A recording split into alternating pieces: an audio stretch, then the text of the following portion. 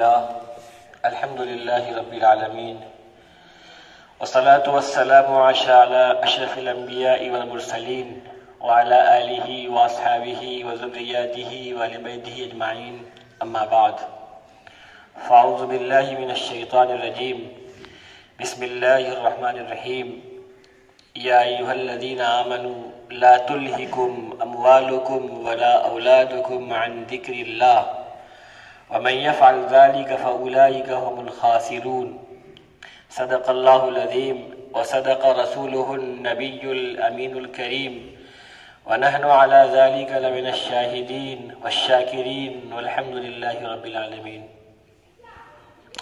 بزرگان محترم، اللہ تعالیٰ نے ہمیں اور آپ کو قرآن مقدس جیسی عظیم الشان نعمت عطا فرمایا ہے۔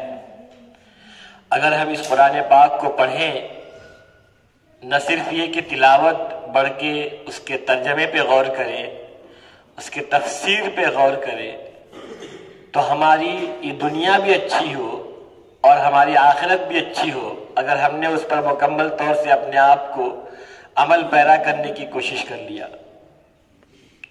میں نے جو قرآن مقدس کی آیت کریمہ تلاوت کیا ہے، اس میں خالق کائنات اللہ رب العزت یہ ارشاد فرماتا ہے، یا ایھا الذین آمنوا لا تلہکم اموالکم ولا اولادکم عن ذکر اللہ، کہ اے ایمان والو، تمہیں تمہارے مال اور تمہاری اولاد اللہ کے ذکر سے غافل نہ کر دے۔ تصور کریے گا، ذرا سے غور کریے گا، قرآن کی آیت میں اللہ تعالیٰ ایمان والوں کو خطاب فرما رہا ہے۔ قرآن کریم میں کہیں یا ایھا الناس کا لفظ آتا ہے اور کہیں یا ایھا الذین آمنوا آتا ہے۔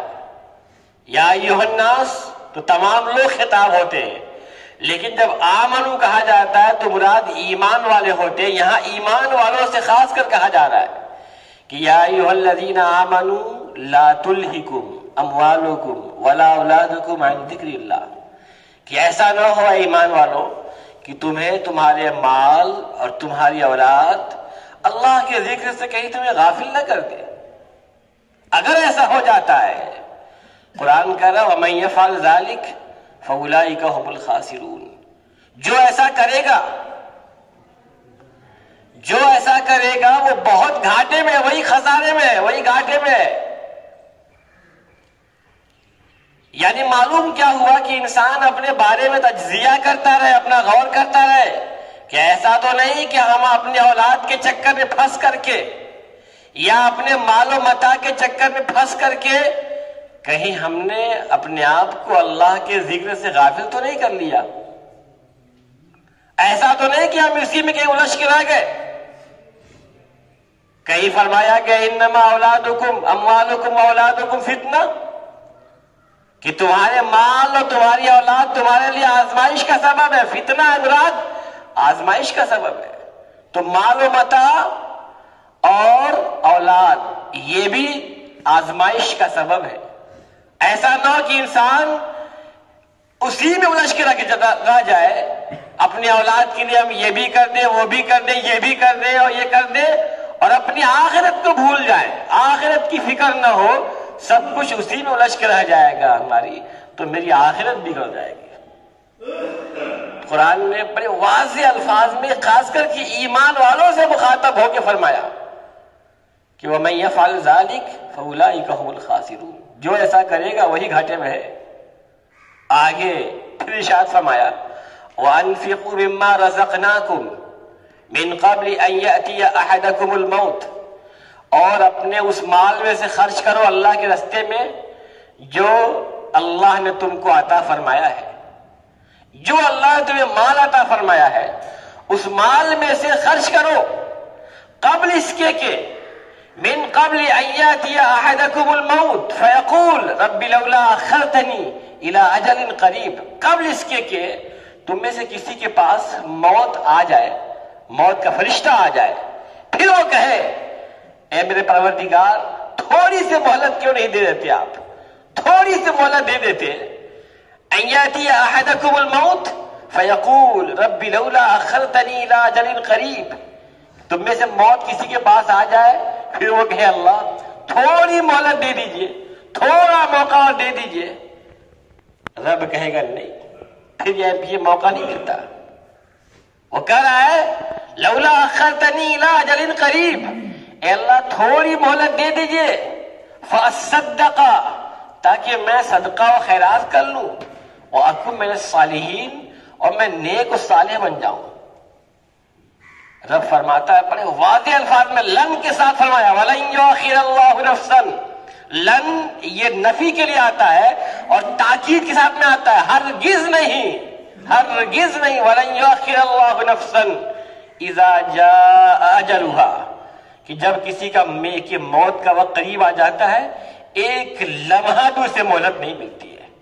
اور آپ دیکھ لیں کتنی موتیں ہو رہی ہیں، کیا بچہ، کیا بوڑھا، کیا جوان، روزانہ نیوز میں پڑھیے، آپ دیکھیے، روز ہم لوگ پڑھ رہے ہیں سوشل میڈیا پہ، فیس بک پہ، کوئی 30 سال کا آدمی اس کا انتقال ہو گیا، کوئی 40 سال کا، کوئی 25 سال کا، کوئی بالکل ٹھیک ٹھاک تھا، کام کا رہا تو چھت اس کے اوپر گر گئی، دیوار گر گئی، کبھی حادثے میں انتقال ہو گیا، یا کچھ نہیں تو ہارٹ اٹیک آ گیا۔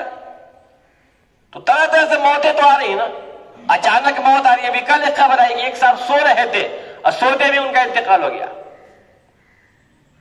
عالم تھے، ندوی تھے، کون جانتا ہے بھائی کہ کب کس کا انتقال ہو جائے؟ کوئی جانتا ہے؟ میں کیا اس بات کی گارنٹی لیا ہوں کہ میں آپ کے سامنے بول رہا ہوں تو میں مکمل اپنی بات کر سکوں؟ نہ جانے کب موت کا فرشتہ آ جائے لے کے چل دے۔ تو قرآن نے بڑے واضح الفاظ میں کہہ دیا کہ دیکھو اپنے مال اور اولاد، اس سے ایسا نہ ہو کہ کہیں تم فتنے میں مبتلا ہو جاؤ۔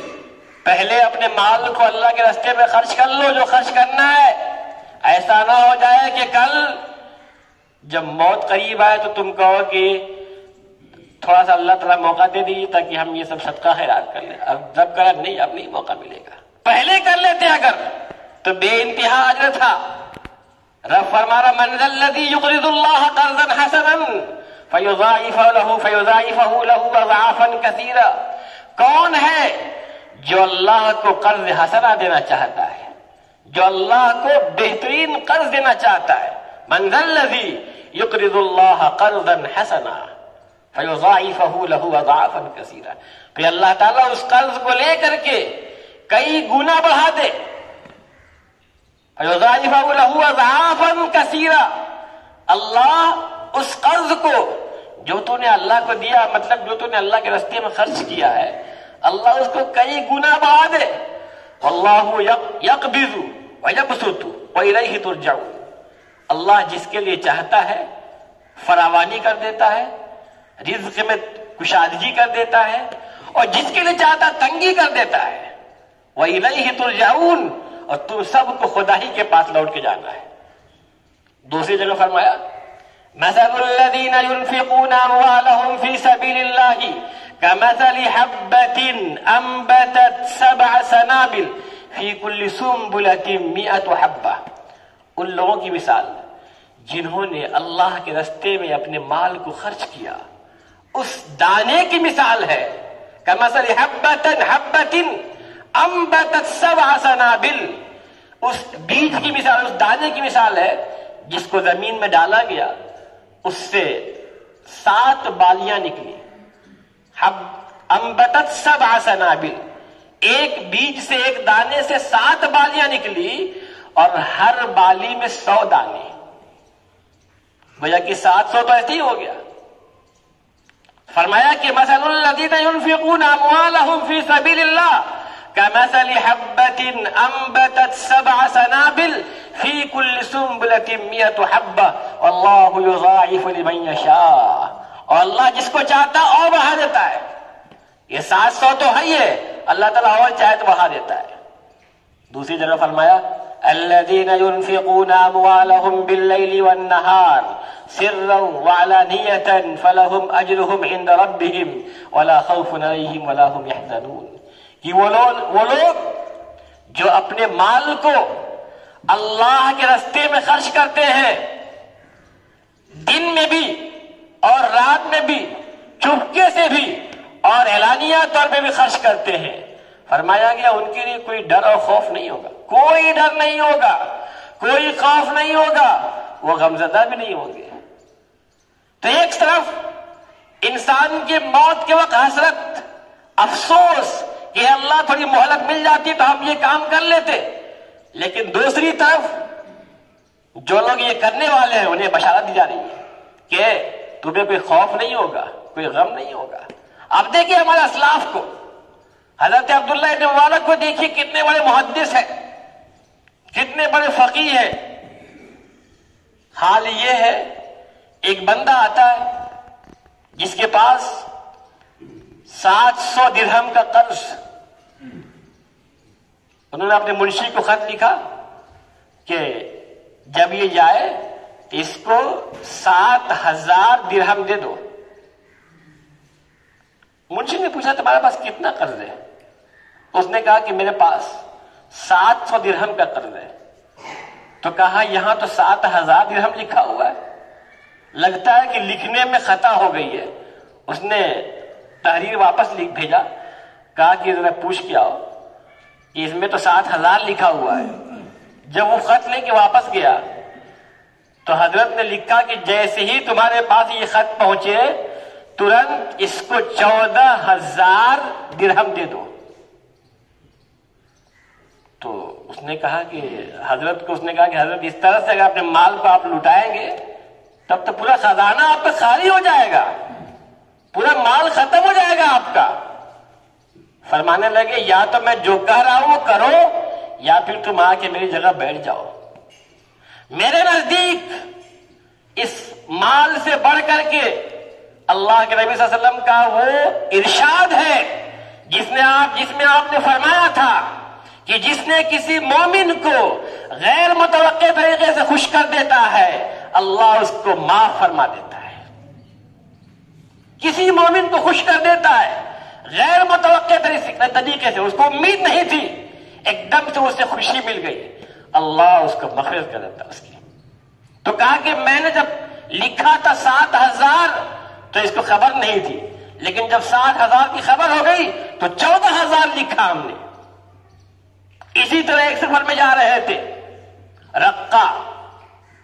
رقہ جایا کرتے تھے، وہاں پہ ایک سرائے میں قیام کرتے تھے۔ ایک بندہ وہاں پہ ملازم تھا، وہ ان کی خدمت کیا کرتا تھا، ان سے حدیث کا درس بھی لیتا تھا۔ اب کی بار جو گئے تو وہ تھا نہیں، پوچھا تو معلوم ہوا کہ اس نے کسی کا کچھ قرض وغیرہ لیا تھا اور ادائیگی نہیں کر پا رہا تھا، جس کی وجہ سے اس کو جیل ہو گئی۔ تو آپ نے رات کی تنہائی میں اس قرض دینے والے کو بلایا، اس سے پوچھا تمہارا کتنا قرض ہے؟ اس نے کہا 10,000۔ آپ نے خاموشی سے 10,000 اس کو دے دیا، 10,000 دے دیا۔ اس بندے سے کہا کہ تم یہ کسی ظاہر مت کرنا کہ پیسہ میں نے دیا ہے، تم اس کو آزاد کروا دو، تم اس کو جیل سے رہا کروا دو، لیکن بتانا نہیں کہ پیسہ میں نے دیا ہے۔ لہذا اس کو آزاد کرا دیا اور رات ہی رات وہاں سے نکل گئے جلدی جلدی۔ جب وہ بندہ رہا ہو کے آیا، معلوم ہوا کہ حضرت عبداللہ ابن مبارک یہاں آئے تھے، تو تیزی سے پیچھا کرتے ہوئے پہنچا، ان کے قریب پہنچ گیا، ملا حضرت سے، تو پوچھا حضرت نے کہاں تھے بھائی، خیریت تو؟ جو کہ سب پتا ہے، تو بتایا کہ حضرت کیا بتایا، وہ قرضہ وغیرہ تھا لیکن میں تو جیل میں تھا۔ لیکن نہ جانے کون سا اللہ کا بندہ آیا جو خاموشی سے میرے قرضے کو ادا کر کے چلا گیا۔ حضرت نے فرمایا اس بندے کے لیے دعا کرو اس اللہ کے بندے کے لیے۔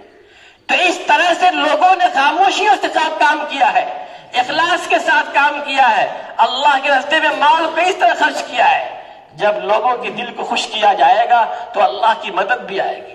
جب ہم ایسا نہیں کریں گے تو پھر وہی ہوگا کہ جب موت قریب آئے گی پھر انسان کہے گا کہ اے اللہ تھوڑا مہلت دے دیجئے، تھوڑی مہلت دے دیجئے، تھوڑا موقع دے دیجئے تاکہ ہم صدقہ خیرات کر لیں، ہم نیک بن جائیں۔ پھر رب کہے گا وَلَن يُؤَخِّرَ اللَّهُ نَفْسًا إِذَا جَاءَ أَجَلُهَا، کہ پھر جب کسی کی موت آ جاتی ہے ایک لمحہ بھی اسے ٹائم نہیں ملتا ہے۔ اللہ تعالی ہم سب کو صحیح باتوں پہ عمل کرنے کی توفیق عطا فرمائے۔ وآخر دعوانا ان الحمد للہ رب العالمین۔